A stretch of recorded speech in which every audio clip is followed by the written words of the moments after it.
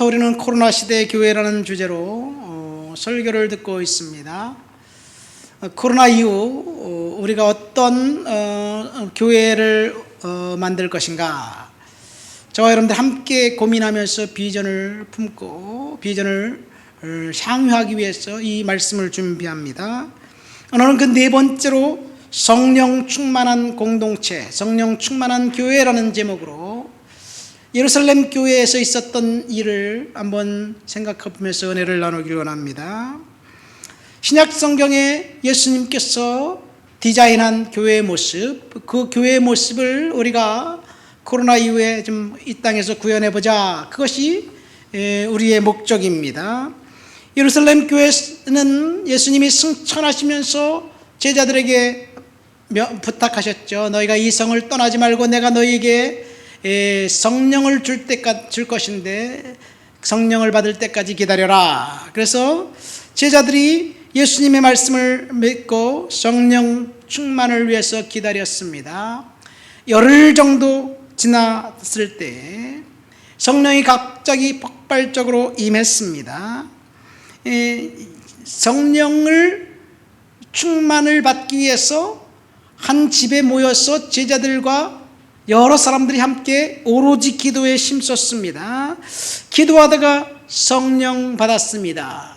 그리고 성령 받으니까 제자들이 문 밖으로 뛰어나가 길거리에 나가 예수 그리스도를 전하게 됩니다. 이것이 예루살렘 교회였습니다. 제자들이 교회를 개척하겠다고 비전을 세우고 그 다음에 그 개척 멤버를 모으고 그렇게 해서 시작된 교회가 아닙니다. 예수님의 약속을 붙들고 기도하다가 자연 발생적으로 생긴 교회가 예루살렘 교회였고 성경에 나와 있는 교회의 모습이었습니다. 오늘날 지상에 있는 교회가 얼마나 성경에 나와 있는 교회의 모습과 다른지 우리는 알 수 있습니다. 그렇죠? 지상에 있는 교회는 어떤가요? 성경에 나와 있는 성령의 공동체라기보다는 인간의 머리로 계획하고 그리고 거기에 경영이 들어가고 관리가 들어가고 매니지먼트가 들어가서 어떤 인간의 단체가 되어버린 그런 현대교회와 성경에 나와 있는 교회의 모습은 분명히 다른데 우리는 어떤 모습으로 교회를 코로나 이후에 준비해야 될까? 주님께서 도전을 줍니다. 오늘 본문을 통해서 우리가 알 수 있는 것은 교회의 첫 번째 기능은 신도들이 함께 모여서 오로지 기도에 힘썼다는 내용입니다. 제자들은 주님께서 약속하신 말씀을 믿고 한자리에 모여서 기도했습니다. 기도하다가 성령의 강력한 임재를 경험했습니다. 본문 2장 1절부터 4절까지 우리 성경 말씀을 볼까요? 한번 다 같이 성경을 펼쳐놓고 같이 읽겠습니다. 오순절날이 이미 이름에 그들이 다 같이 한 곳에 모였더니 호련히 하늘로부터 급하고 강한 바람 같은 소리가 있어 그들이 앉은 온 집에 가득하며 마치 불의 혀같이 갈라지는 것들이 그들에게 보여 각 사람 위에 하나씩 임하여 있더니 그들이 다 성령의 충만함을 받고 성령이 말하게 하심을 따라 다른 언어들로 말하기를 시작하니라. 그러면 사람들이 모여서 오로지 기도에 힘썼습니다. 그러다가 성령이 강력하게 임했습니다. 그래서 사람들이 다른 언어로 말하기 시작했습니다. 이 성경에 나와 있는 첫 번째 방언의 역사입니다. 지금까지는 두려움에 벌벌 떨면서 문을 꽉 걸어 잠그고 거기서 두문불출하고 두려움에 휩싸여서 기도했던 사람들이 성령이 임하자 문을 열어젖히고 길거리에 나가서 만나는 사람들마다 복음을 전하기 시작합니다. 복음을 전하니까, 베드로가 말씀을 전하니까 희한한 일이 벌어집니다. 이 오순절 명절 때 흩어져 있던 유대인들이 이 명절을 지키기 위해서 예루살렘을 방문했는데 베드로가 당시 베드로의 언어는 아람어입니다. 아람어로 설교를 했는데 사람들이 각각 자기 모국어로 알아들은 거예요. 정말 깜짝 놀랄 만한 일이 있었습니다. 이 설교를 듣고 오늘 본문 37절 말씀에 보니까 그들이 베드로의 설교를 듣고 마음에 찔렸다. 그래서 이제 다른 사도들에게 물어봅니다. 형제들아, 우리가 어떻게 해야 됩니까? 이것이 베드로가 한 설교 그리고 청중들의 반응입니다. 베드로의 설교를 통해서 청중들이 마음의 찔림을 받았습니다. 우리가 어떻게 해야 할까? 한탄하고 가슴을 치기 시작했습니다. 여러분, 하나님의 말씀이 사람들의 양심에 가책을 주고 찔림을 준다는 사실을 오늘 우리는 본문을 통해서 알게 됩니다. 사람들을 변화시키는 것은 말씀입니다. 그래서 우리가 코로나 이후에 하나님 앞에서 말씀으로 회복하는 교회를 만들어야 될 것입니다. 사람을 변화시키는 것은 말씀입니다. 말씀 속에서 성령이 역사하면 인생이 바뀝니다. 말씀 속에서 우리가 살면, 이 땅을 살면서 우리가 날마다 부닥치는 유혹과 그리고 양심의 가책, 또 이 미혹, 낙심과 절망, 이런 것들로부터 해방받을 수가 있습니다. 성경 말씀을 통해서 참과 거짓을 분별하고 살 수 있습니다. 사람들에게 마음의 감동을 주고 비전을 심어주고 격려해서 뭔가 일을 성취하는 것, 하나님의 말씀이 역사하지 않아도 가능합니다. 그래서 이단들이 사람들을 속이잖아요. 다양한 방법을 동원합니다. 한때는 이단들이 젊은 대학생 청년들, 젊은 주부, 젊은 사람들에게 접근해서 이 심리 검사다, 이 미술 치료다, 애니어그램이다, 이런 것들을 해준다고 하면서 전화번호를 받아가고 그래서 유혹했습니다. 요즘은 수능 끝난 고3 학생들, 심지어 초등학생들을 대상으로 해서 무차별적으로 유혹한다고 합니다. 지금 우리 주위에 보세요. 성장하는 종교 집단은 이단밖에 없습니다. 건전한 교회는, 정말 하나님의 말씀을 고수하고 있는 교회는 코로나 때문에 직격탄을 맞아서 운영조차 어려운데 이단들은 얼마나 확산하는지 모르겠어요. 사탄이 역사하는 거예요. 사람들의 마음에 찔림을 받아서 변화시키는 것은 하나님의 말씀입니다. 그러나 하나님 말씀이 아니고도 사람을 능히 속일 수 있습니다. 우리가 말씀으로 무장한다면 사단의 속임수에서 이길 수 있음을 믿습니다. 이 말씀의 권능이 있는 것은 500년 전 종교개혁자 루터의 이야기뿐이 아닙니다. 루터가 그동안 교회에서 행했던 말씀을 오용하고 남용해서 사람들로 하여금 수탈하고 탈졌던 교회를 향해서 오직 성경이라는 슬로건을 가지고 종교개혁을 합니다. 지금부터 500년 전 유럽에서 종교개혁이 이게 불을 당긴 사건은 구텐베르크라는 사람이 발명한 금속 활자 때문에 그렇습니다. 우리나라 고려시대의 금속 활자가 200년 앞선다고 하지만 이 금속 활자가 발견되면서 그 금속 활자로 가장 먼저 찍은 책이 성경책이었습니다. 성경책이 사람들의 손에 쥐어지자 성경이 사람들을 바꿨고 성경이 문화를 바꿨고 성경이 비리를 척결하는 일을 했습니다. 토마스 리나크르라는 그 사상가가 있습니다. 14세기 영국의 사상가입니다. 그는 의사였고 그 헨리 8세의 그 자문관이었습니다. 그는 인생 말년에 가톨릭, 아직 종교개혁이 있기 전이에요. 가톨릭 수도원에 갔다가 복음서 한 권을 어렵사리 구했습니다. 그래서 성경 말씀을 읽었어요. 성경을 말씀을 읽자 그가 무릎을 치며 한탄했습니다. 뭐라고 한탄했느냐? 내가 읽은 이 말씀이 복음서가 아니든지 우리가 그리스도인이 아니든지 둘 중 하나다. 그런 이야기를 했어요. 무슨 말이냐면 지금까지 교회에서 들어왔던 이야기가 전혀 말씀과 괴리가 있었던 말씀이라는 이야기예요. 그동안 성경은 두루마리로 만들어진 책이었습니다. 성직자들의 전유물이었습니다. 교회에도 성경이 다 비치되어 있지 못했습니다. 왕족들과 귀족들조차도 성경을 손에 넣고 구해서 읽을 수가 없었어요. 그 이유는 성경이 너무나 비쌌기 때문에 그래요. 성경을 두루마리에다 이 필사자가 정성껏 써서 이 양피지에 써서 성경을 만들었는데, 보통 1급 필사자 서기관들이 성경 본문 100행을 베끼는데 한 달이 걸린대요. 100행을 베끼는데 한 달이 걸려요. 성경을 정성껏 쓰면서 토시 하나 틀리지 않게 성경을 베껴 쓰다 보면 한 달이 걸려요. 마태복음은 대략 2600행입니다. 그러니까 마태복음을 하나 쓰는데 한 사람이 26개월 걸리는 거예요. 당시 지식인 중에서 가장 최상의 직업이 필사자예요. 필사자가 월급을 가장 많이 받는 직업이에요. 오늘날 기술자 월급 300만 원으로 따진다고 보면 300만 원이 많지 않지만 마태복음 하나만 만드는데 7,800만 원이 걸리는 거예요.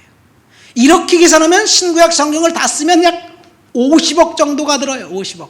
그러니까 50억을 들여서 성경을 사서 집에다 비치해놓고 읽을 수 있는 사람이 전혀 없었습니다. 그러니까 성경을 모르니까 교회에서 신도들을 수탈한 거예요. 그동안 교회는 하나님과 전혀 관계없는 일들을, 이상한 이야기를 했습니다. 그래서 바울이 오직 믿음으로 구원받는다는 이야기를 합니다. 성경이 사람들의 손에 쥐어지자 사람들이 일깨워지기 시작했습니다. 교회에서 지금까지 했던 비정상적인 일들이 틀렸다는 사실을 알았습니다. 그런데 교회는 성경책이 신도들의 손에 들어가는 것을 방해했습니다. 14세기 위클리프는, 존 위클리프라는 영국 사람이 있습니다. 그가 영어로 성경책을 번역했어요. 당시 성경은 라틴어뿐이었습니다. 라틴어 성경을 영어로 번역했는데 그가 영어로 성경 번역하는 것을 조직적으로 방해했습니다. 그가 성경을 다 번역하고 난 다음에 성경 첫 서문에 이런 글자를 남겼습니다. 이 성경이 번역되어 민중에 의한 민중을 위한 정부가 가능하게 될 것이다. 여러분, 이 말씀을 어디서 많이 들어본 것 같지 않아요? 미국의 16대 대통령 링컨이 게티스버거에서 연설한 내용이에요. 이 위클리프가 이 성경 번역하고 써놓은 그 말씀을 링컨이 연설을 했습니다. 그런데 그가 죽고 난 다음 13년이 지나고 난 다음에 로마 가톨릭에서 그의 무덤을 파헤쳐서 뼈들을 불살라 재로 만들어 강에 띄워버렸습니다. 우리식으로 하면 부관 참시를 당한 거예요. 또 다른 사람, 원어 성경을 영어로 번역한 틴데일이라는 사람이 있습니다. 틴데일이 영어 성경을 번역할 때 수많은 사람들이 그를 방해했습니다. 결국 그는 잡혀서 화형당해 죽습니다. 우리 손에 성경이 들어오기까지 이처럼 혹독한 대가를 치렀습니다. 그런데 우리는 너무나 성경에 대해서 정말 대수롭지 않게 생각합니다. 성경이 너무 많기 때문에 그런 것 같아요. 여러분, 우리 코로나 이후에 우리 교회는 성경으로 다시 돌아가야 될 줄 믿습니다. 지금 우리가 성경을 아까 광고했을 때 시편을 쓰기로 했는데, 여러분, 제가 시편 쓰기 책자를 10권을 만들었다가 다 갖고 와서 3개를 더 만들어 놨어요. 여러분, 안 갖고 하신 분들은 성경 쓰기 책자를 갖고 하셔서 반드시 쓰면서 말씀 가운데 사시길 바랍니다. 우리 단톡방에 하루 4장씩 성경을 읽고 거기에 읽고 난 다음에 조금 몇 마디씩 이렇게 코멘트를 달아요. 그 코멘트를 읽으면 굉장히 은혜가 돼요. 서로 격려하면서 읽으면 신구약 성경 2년에 한 3번 정도 읽어요. 저는 요즘 성경 읽기가 조금 게으러졌지만 한 달에 한 번은 읽어야 되겠다, 그렇게 생각하면서 열심히 성경 읽고 있습니다. 여러분, 성경 말씀의 은혜가 주는 그런 믿음 가운데 사시기를 예수님의 이름으로 축원드립니다. 말씀이 역사하니까 교회가, 사람들이 변화되기 시작합니다. 본문 38절부터 41절입니다. 우리 한번 다 같이 읽어볼까요? 38절부터 41절을 읽겠습니다.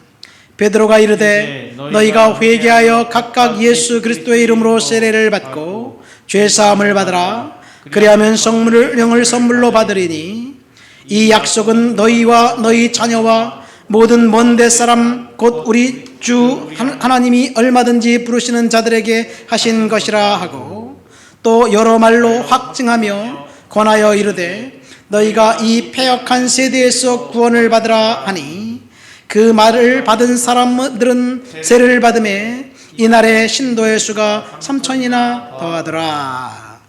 자, 여기서 베드로가 설교를 하자 사람들의 청중들이 찔림을 받았습니다. 베드로는 마음에 찔림이 있었던 그 사람들에게 먼저 회개할 것을 촉구했습니다. 죄 지은 죄가 있다면 하나님 앞에 고백하고 회개하라는 이야기예요. 그 세례를 받으라고 권면합니다. 회개하고 세례 받은 사람들, 그 사람들에게 성령을 선물로 주겠다 하나님께서 약속하셨습니다. 그렇다면 베드로가 무슨 설교를 했을까요? 무슨 설교를 했길래 사람들이 찔림을 받았을까요? 본문 36절에 나와 있습니다. 베드로가 설교한 말씀이 사실은 사도행 2장 1절부터 36절까지인데 36절까지 6절 한 절만 읽어보시도록 하겠습니다. 36절입니다. 그런즉 이스라엘 온 집은 확실히 알지니 너희가 십자가에 못 박은 이 예수를 하나님이 주와 그리스도가 되게 하셨느니라 하니라. 이게 베드로 설교의 결론 부분입니다. 베드로의 설교의 핵심입니다. 베드로의 메시지는 단순했습니다. 너희가 십자가에 못 박은 이 예수가, 그 예수를 하나님이 주와 그리스도가 되게 하셨다라는 이야기입니다. 여기 그리스도라는 말은 메시아입니다. 베드로가 설교를 했을 때 그 설교의 청중들은 예수님을 십자가에 못 박을 때 동조했던 군중들이었습니다. 베드로 설교의 청중들은 예수를 십자가에 못 박을 때 적극적으로 이제 가담했던 바리새인들, 서기관들, 대제사장들, 그리고 사두개인들이었습니다. 이들에게 직설적으로 너희가 못 박아 죽인 예수가, 그를 하나님이 살리셨고 그가 메시아다. 4장에 가서는 베드로가 이렇게 선포합니다. 다른 이로서는 구원을 받을 수 없나니 천하 사람 중 구원을 받을 만한 다른 이름을 우리에게 주신 일이 없다. 오직 예수 그리스도만 유일한 구원이다는 선언입니다. 이것이 베드로의 메시지였습니다. 그래서 이 메시지를 듣고 사람들이 찔림을 받았습니다. 오늘날 우리가 듣는 메시지는 어떤가요? 교회에서 들은 메시지는 어떤가요? 지금도 교회에서 사람들의 귀에 듣기 좋은 메시지가 홍수처럼 쏟아져 나옵니다. 긍정적인 메시지, 축복의 메시지, 치유의 메시지, 기도 응답이 반드시 있다는 그런 메시지, 성공과 부와 축복을 약속하는 메시지. 우리는 메시지 홍수 시대에 살고 있습니다. 코로나 이후 우리 교회가 어떤 메시지를 붙들고 하나님 앞에 서 있어야 할까? 예수 그리스도의 부활과 십자가를 전하는 그런 교회가 되어야 될 줄 믿습니다. 제가 서론에 우리 교회가 지금 앞으로 코로나 이후 어떤 교회가 되어야 될 것인가, 그것을 믿음으로 기도하면서 설교로 준비하고 있어요. 성도들과 함께 우리 코로나 이후에 이런 교회를 만들어보자, 이렇게 지금 이야기하고 있는 거예요. 여러분, 우리는 오직 예수 그리스도와 십자가와 부활을 전하는 교회가 되어야 될 줄 믿습니다. 이런 교회를 이 선교학적 용어로 미셔널 처치라고 이야기합니다. 미셔널 처치라는 말은 사실은 이 말이 나온 지 한 약 20년 정도 됩니다. 미셔널 처치라는 말은 제가 목회학 석사를 마치고 선교학 석사를 배울 때 들었던 내용이에요. 우리가 우리 교회에서 미셔널 처치를 만들어야 될 거예요. 미셔널 처치가 어떤 교회인지 앞으로 설교하면서 제가 구체적으로 상세하게 설명할 것입니다. 한마디로 말해서 예수 그리스도의 십자가 사건과 부활의 사건의 토대 위에 성경 말씀으로 성도들이 오로지 기도하면서 주님이 디자인했던 그 교회의 모습, 선교하고 구제하고 섬기는 그런 교회가 되는 것이 미셔널 처치입니다. 이런 교회를 우리는 만들어야 될 줄 믿습니다. 오늘날 교회에서 신도들에게 들려지는 메시지는 마음의 찔림과 회개를 선포하는 메시지가 아닙니다. 새벽 예배 나오는 장로님이 강남에서 사업을 하면서 크리스찬 기독 실업인의 협회에 모여서 한 달에 한 번씩 예배를 드려요. 유명한 교회, 한국의 유명한 목사님들을 모셔서 설교를 듣는데, 유명한 목사님들이 설교하는 것은 다 듣기 좋고 기분 좋은 말이에요. 그런 얘기를 해요.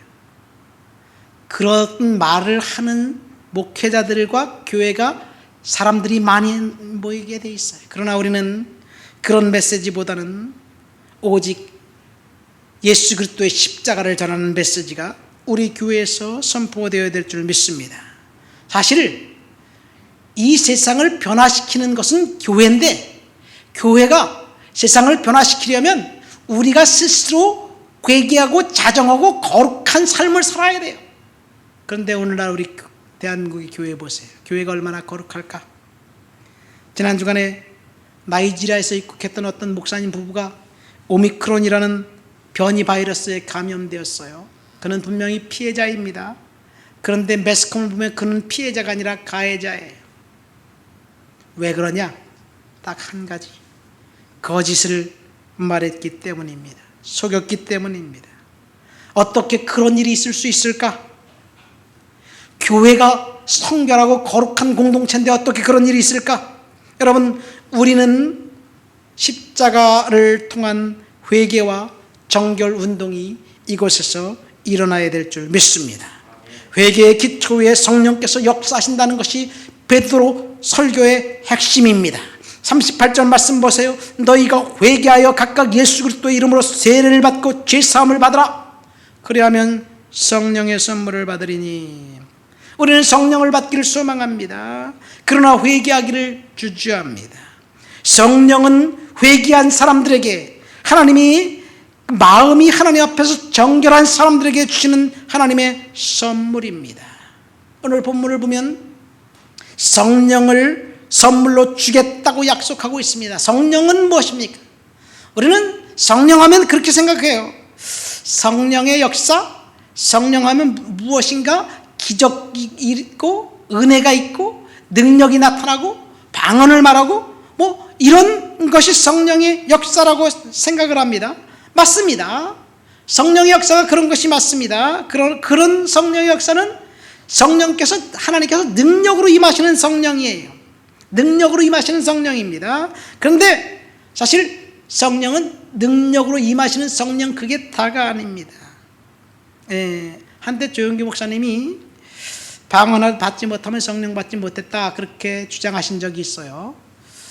근데 그것은 그분의 말씀이 아니라 그분이 속한 교단, Assembly of God, 이 순복음 교단의 신학적인 내용이에요. 요즘은 그 신학을 수정했는지 모르겠어요. 근데 성령은요, 능력으로 임하기도 하지만 우리가 예수를 믿을 때, 예수를 믿고 구원받은 그 사건이 있을 때 우리 마음속에 내주하셔서 예수님을 믿게 하는 게 성령이에요. 그러니까 예수를 믿은 사람들은 다 성령을 받았어요. 여러분, 예수 믿습니까? 그럼 우리에게 성령이 임한 거예요. 그런데 오늘 본문에 보면 우리 속에 성령이 임하셔서 우리를 구원받게 하시고 능력을 주시겠다는 이야기입니다. 초대교회 공동체를 다시 돌아가 볼까요? 베드로가 설교하니까 자기 모국어로 들었습니다. 능력이 임했어요. 초대교회 성도들이 이제 성령이 임하자 그들이 한 곳에 모여서 서로 아름다운 공동체를 이뤘습니다. 거기에는 가난한 자들, 부자들, 종들, 주인들이 함께 있었습니다. 그리고 한 식탁에서 함께 교제를 했습니다. 이것이 성만찬입니다. 이 성만찬은 우리가 예배 시간 전에 하는 성만찬과 다릅니다. 사실 성경에 나와 있는 성만찬은 식탁 교제예요. 예배가 끝나고 난 다음에 성도들이 같이 점심 식사를 나누어 먹는 것, 그것이 성경에 나와 있는 성만찬입니다. 우리가 코로나가 끝나면 그런 일들을 분명히 해야 될 줄 믿습니다. 예루살렘 교회가 처음으로 한 일은 뭐냐면 6장에 보면요, 사도행전 6장에 보면 이 과부들이, 가난한 사람들이 교회에 모여있으니까 그들을 어떻게 돕고 섬길까, 어떻게 구제할까, 그걸 전문적으로 하기 위해서 7명의 평신도를 세웁니다. 7명의 평신도를 세워서 그들로 하여금 구제하는 일을 감당하게 하고, 사도들은 우리는 말씀 전하는 일과 기도하는 일에 전무하겠다. 그러니까 예루살렘 교회에서 첫 번째 한 일은 구제하는 일이었어요. 선교하는 일이 첫 번째가 아니었습니다. 미셔널 처치가 해야 될 일은 구제하는 일을 우리가 해야 될 줄 믿습니다. 열심히 우리가 모여서 하나님 앞에 아름다운 공동체를 만드는 것, 이것이 우리가 해야 될 일입니다. 이런 교회에 하나님께서 부흥을 허락해 주셨습니다. 41절 말씀에 보니까 그날의 신도의 수가 3,000명이나 더했다. 47절 말씀에 보니까 주께서 구원받는 사람들을 날마다 더하게 하셨다라는 기록으로 예루살렘 교회의 부흥을 평가하고 있습니다. 자, 38절 말씀 다시 돌아가 보면 베드로가 이르되 너희가 회개하여 각각 예수 그리스도 이름으로 세례를 받고 죄사함을 받으라. 그리하면 성령을 선물로 받으리라. 이 성령의 선물을 받을 수 있는 방법, 이 방법이 오늘 본문에 보면 4가지가 나와 있습니다. 우리는 성령을 사모해야 됩니다. 우리에게 성령 충만한 공동체가 되어야 될 줄 믿습니다. 성령 충만 받는 비결 4가지인데, 첫 번째 1절 38절은 먼저 지은 죄를 회개해야 한다는 이야기. 회개가 성령 받기 위한 첫 번째 비결입니다. 그러니까 회개를 하지 않으면 우리들에게 능력으로 임하는 성령이 올 수 없어요. 왜냐하면 성령께서는 죄를 슬퍼하시기 때문입니다. 죄악 가운데 있는 사람들에게 성령의 임재를 경험할 수 없습니다. 그래서 37절 38절 말씀에 보면 사람들이 이렇게 이야기하면 우리가 어떻게 해야 합니까? 라고 베드로에게 물어봅니다. 그러니까 베드로가 회개하라고 이야기하는 거예요. 성령 충만의 비결 첫 번째는 회개입니다. 회개는 세상의 거짓말에 대해서 아니오라고 말하고 하나님의 진리에 대해서 예스라고 말하는 것이 회개입니다. 이 그리스도의 삶에서 첫 번째가 회개입니다.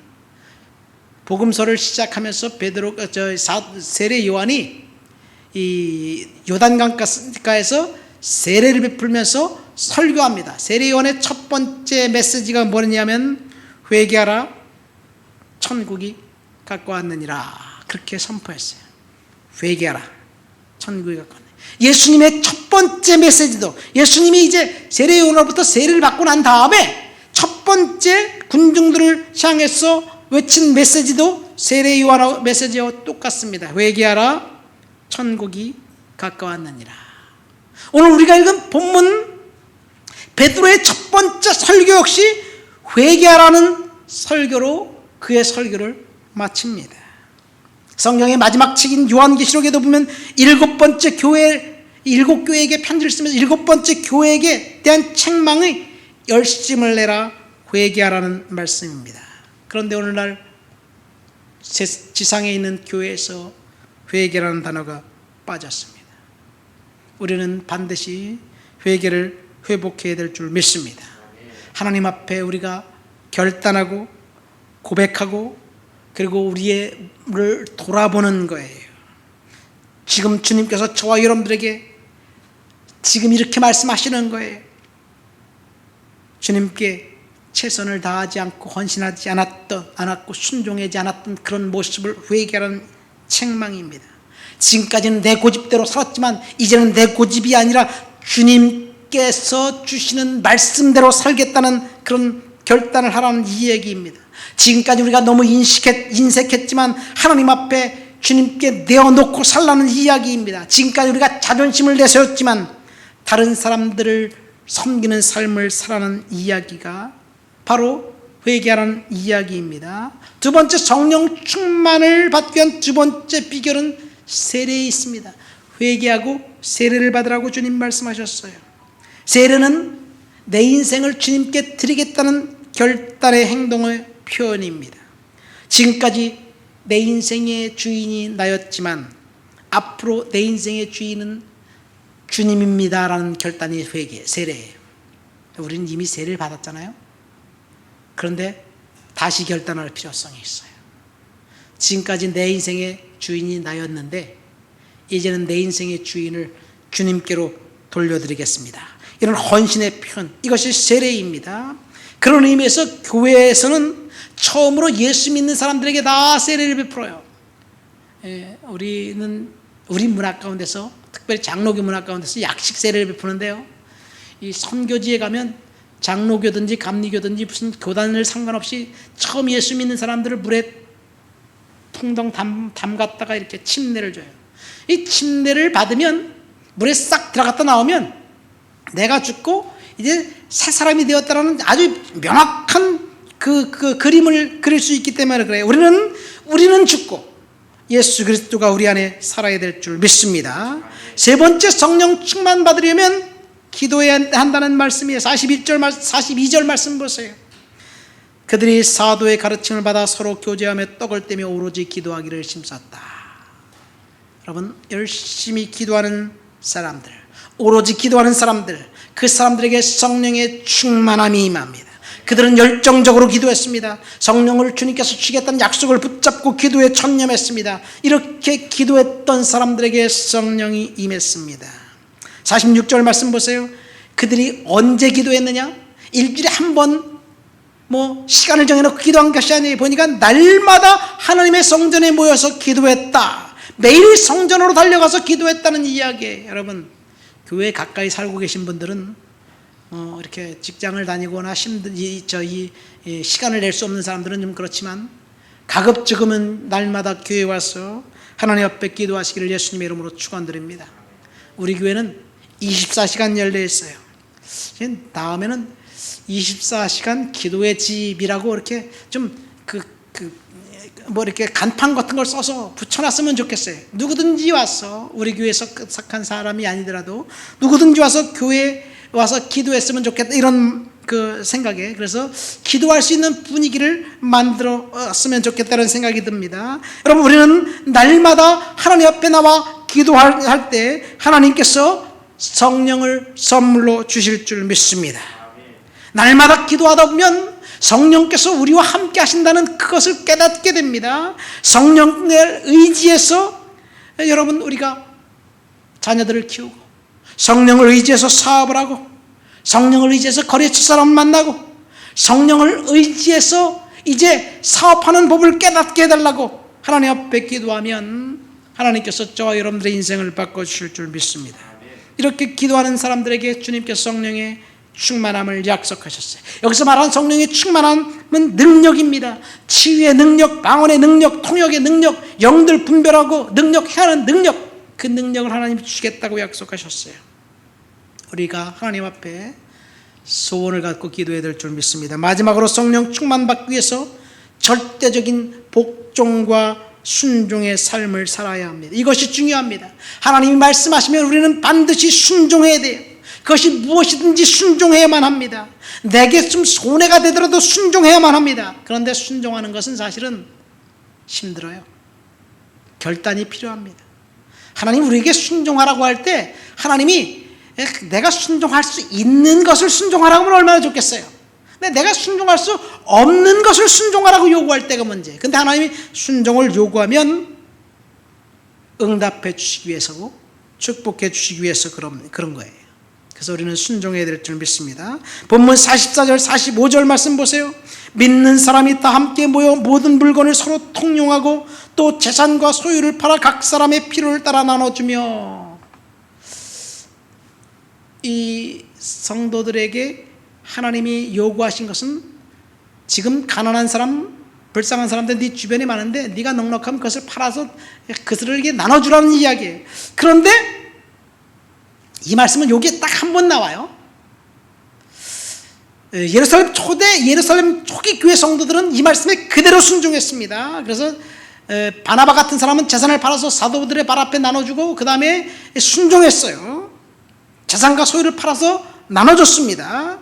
그래서 성도들이 핍절하지 않도록 같이 아주 풍성하게 살았습니다. 그런데 딱 여기 한 번 나와요. 만약 하나님이 여러분들에게 이렇게 요구하면 하나님이 순종할 수 있을까요? 네 집을 팔아서 하나님께 맡겨 바쳐라 그러면 할 수 있을까요? 사실은 오늘날 하나님이 그렇게 요구하지는 않습니다. 왜냐하면 누가복음 18장에 보면 예수님께서 한 부자 청년에게 이렇게 말했거든요. 내 재산을 다 팔아 가난한 자들에게 나눠주고 그러면 네게 하늘에서 보화가 있을 것이고 그리고 나를 따르라. 그렇게 요구했어요. 근데 그 청년이 주님의 요구를 들었을까요? 안 들었을까요? 성경에 보면 근심하고 돌아갔습니다. 슬픈 기색을 띠고 돌아갔습니다. 그래서 주님이 이렇게 말씀하십니다. 재물이 있는 자가 하나님 나라에 들어가기가 얼마나 어려운지 낙타가 바늘기로 들어가는 것이 부자가 하나님 나라에 들어가는 것보다 쉽다. 그런 말씀을 하시면서 더 이상 그런 요구를 안 하십니다. 왜냐하면 우리에게 그런 요구를 하면 우리가 다 실족해서 넘어질 것을 알기 때문에 주님은 요구하지 않아요. 우리가 순종할 수 있는 것을 명령하십니다. 물론 순종하기가 힘들지만 순종할 수 있는 것을 명령하십니다. 왜냐하면 순종을 요구할 때 주님이 축복해 주시기 때문에 위해서 그래요. 그러나 우리가 순종할 수 없는 것을 요구해서 순종하지 않을 때 축복하지 않는 것 주님의 뜻이 아닙니다. 사도행전 오늘 본문의 2장에 딱 한 번 나오고 그 다음에 바나바가 주님 앞 4장에 바나바가 자기의 재산을 드리고 그리고 5장에 가서는 아나니아와 삽비라라는 부부의 이야기가 나옵니다. 그들이 서원했다가 저주받은 사건이 나옵니다. 그 이후에 이 모든 재산을 팔아서 하나님께 드리라는 말은 나오지 않습니다. 여러분 잘 들으세요. 이단들은 재산을 탈취하기 위해서 성경을 남용합니다. 그러나 하나님께서 여러분들에게 그것을 요구하지 않습니다. 중요한 것은 내가 순종할 수 있을 만큼 순종하게 하신다는 것, 그것이 성경의 약속입니다. 이 일을 계기로 아나니아 삽비라의 이 사건을 계기로 하나님은 예루살렘 교회 성도들에게 재산을 팔아서 하나님께 드리라고 요구하지도 않고 서원한 사람도 없었습니다. 그 이유도 마찬가지예요. 그러나 한시적으로 그때 그 당시에 필요했던 일들을 위해서 사람들은 자발적으로 그렇게 했습니다. 말씀을 맺습니다. 우리는 포스트 코로나 시대의 교회라는 주제로 설교를 듣고 있습니다. 우리 포스트 코로나 시대 이후에 우리 교회는 미셔널 처치가 되어야 될 줄 믿습니다. 미셔널 처치는 하나님의 말씀의 기초에서 시작됩니다. 코로나 이후 우리 교회는 성령 충만한 교회가 되어야 될 줄 믿습니다. 성령 충만을 경험하기 위해서 오늘 본문은 4가지를 이야기하고 있어요. 첫 번째, 철저한 회개. 두 번째, 나 자신의 인생을 예수님께 드리겠다는 헌신의 표로 세례받은 사람들에게 성령의 충만함을 줍니다. 세 번째는 하나님 앞에 나와 분명하게 기도한, 은사를 위해서 기도한 사람들. 네 번째는 전적으로 순종한 사람들에게 하나님께서 성령의 충만함을 약속하셨습니다. 저와 여러분들이 성령의 충만함 가운데 믿음으로 살아가며 은혜 가운데 살아가시게 되시기를 예수님의 이름으로 축원드립니다. 우리 다 같이 말씀을 생각하면서 통성으로 기도합니다.